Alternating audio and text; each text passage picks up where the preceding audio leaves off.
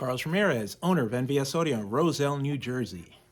So I had somebody that I respect a lot catch me off guard the night before last and made a comment on my post that I was being unethical and that the kit that we offer for the CVO is only 7 watts more than the factory 500 watt amplifier provides.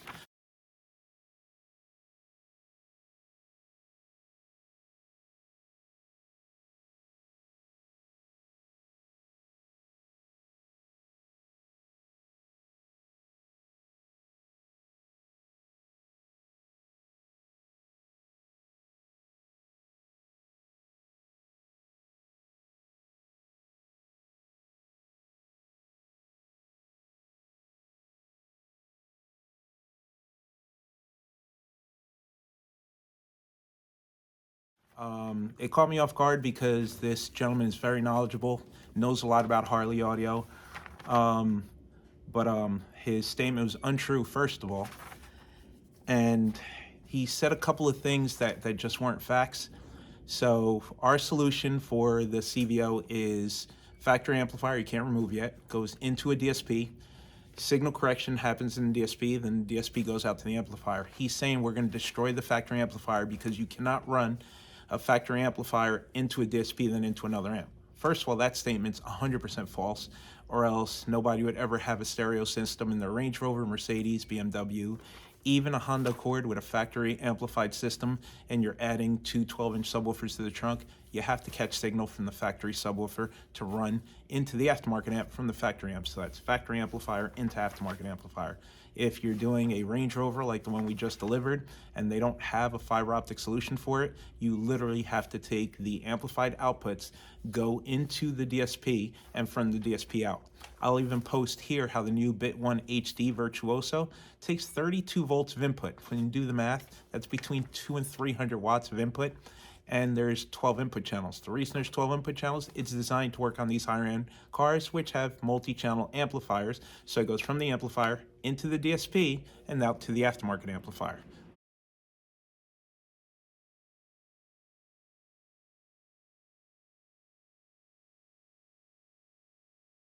Been to training for all these vehicles, been to training for DSPs, it's just the way it works.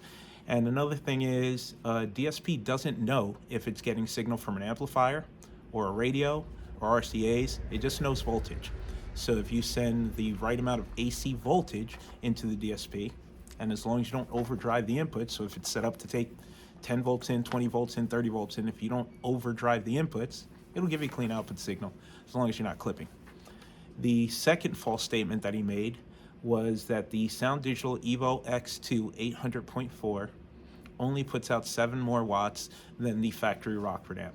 So the problem is the factory Harley amplifier is designed to work with the factory Harley speakers, and everybody knows that the factory Harley speakers are 2 ohms.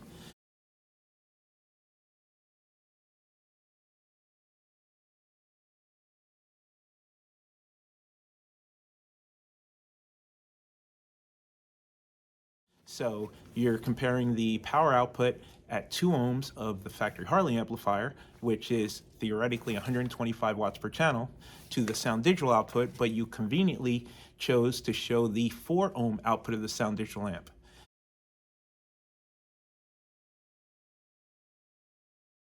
So when we're running the 2 ohm speakers in the fairing of these bikes, the amplifier actually does 200 watts per channel. And then to make the test fair and valid, we have our test bench set up, we have our 2023.5 CVO, and we measured the output of the Sound Digital amp that I've installed, because everything that I sell, I use on my own bikes. So that is my personal CVO, which has a Sound Digital Evo X2 800, which I sell in my kit, driving 2 ohm speakers in the fairing and driving a set of 6x9 lids, and then we measured the output channel of channel 2, and we got over 200 watts RMS. I'll show you that later in the test. So he's claiming that it's almost the same power both amps. He's wrong. We get 300 watts more with the Sound Digital. Now, another part of the story, it's kind of crazy, is Robert actually ordered our kit, installed our kit, did an excellent review video, and I just reposted the video. I didn't ask Robert to do the video. I appreciate that he did the video. we both have the same bike and we both weren't happy with the output of the 500 watt Harley amplifier. So I came up with a solution.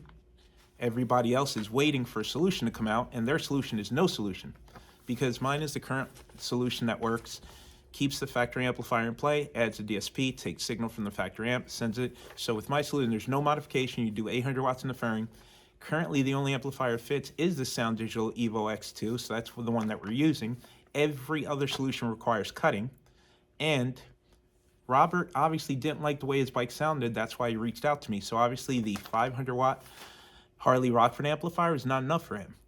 And then he purchased my kit, installed it, and raved about how good it sounded and how much louder it was. So obviously it's putting out more power.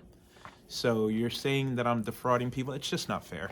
It's a shame, because I respect you as a person. I respect your knowledge.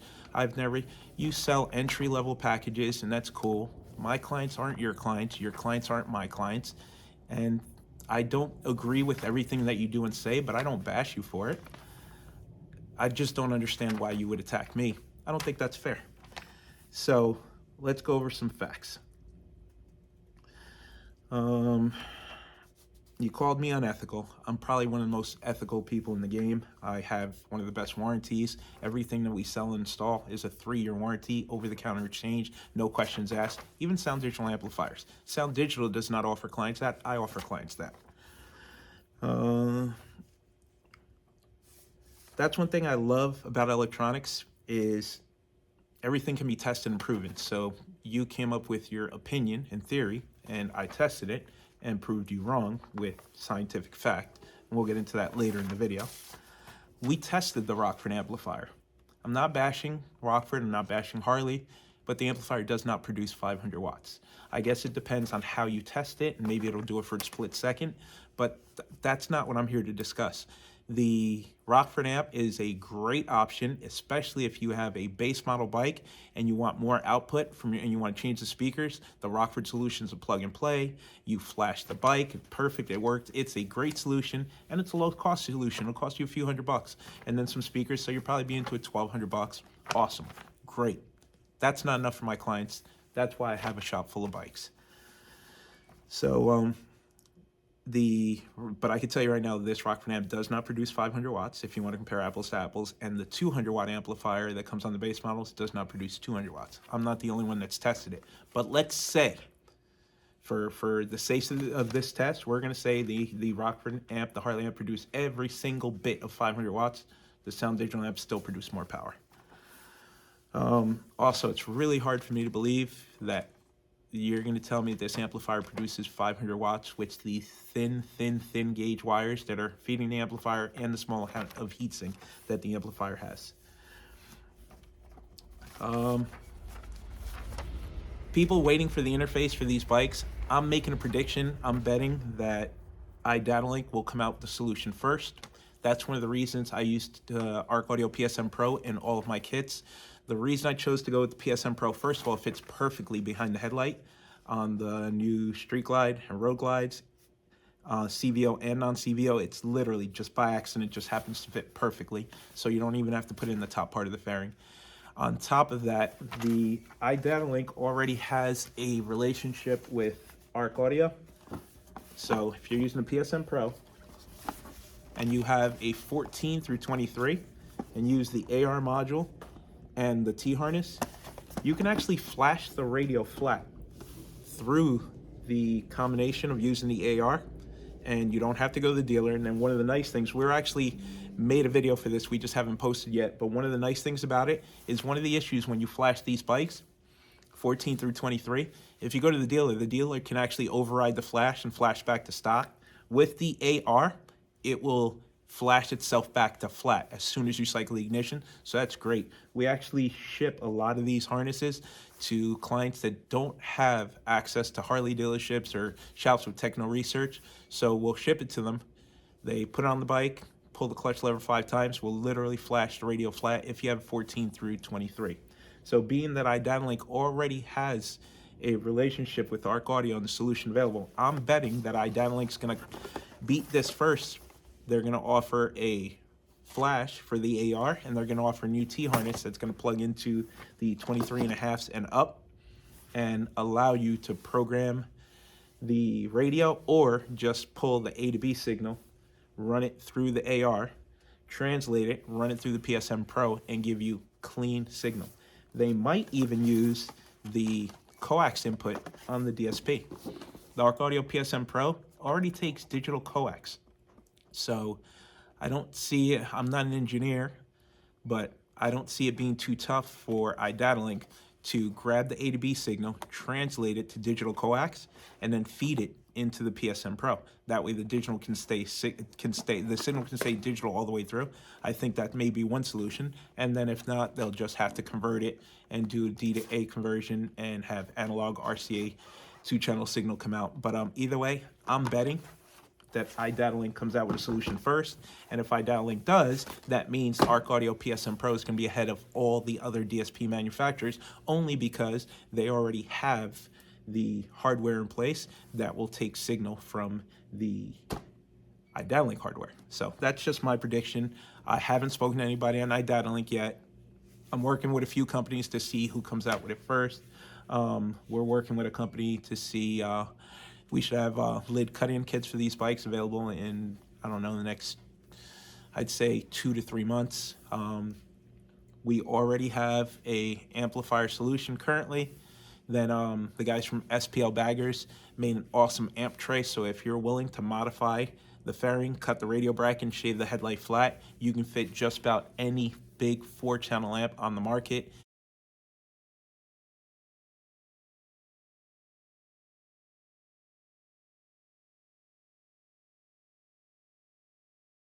In the bike, so you would use our harness into the DSP to get signal, and then if you use their bracket, it actually holds the factory amp in place and holds another large 4-channel. I know they've verified the Arc Audio Moto 720, they've verified the Cicada 2000.4, they've verified the Sound Digital 2400.4.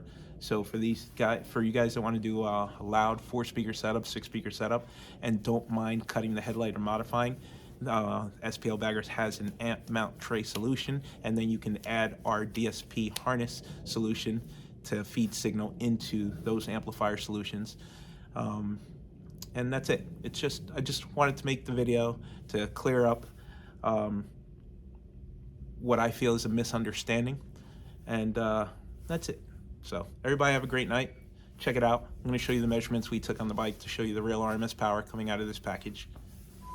Okay, so factory screen, 1000 hertz test tone on the USB drive, Sound Digital Evo X2 800.4, disconnected my harness to the speaker pod. This is our plug and play harness. So disconnected it from the speaker pod. That normally goes connected here. So I disconnected that speaker.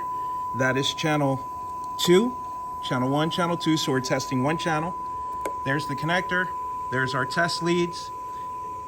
There's our second set of test leads, and it runs to factory Harley 6x9 speaker. So we're gonna make the test nice and fair.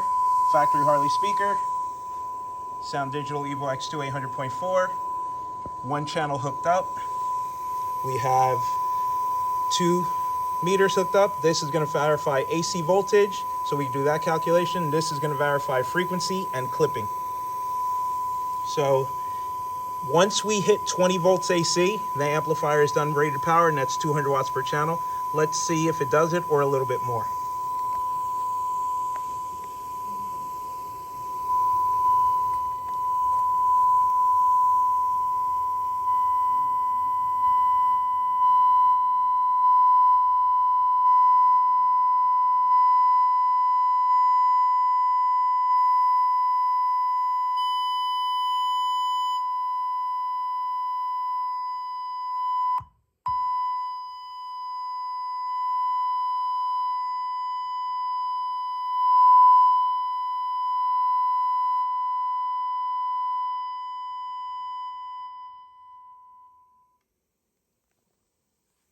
Okay, so we got 21 volts.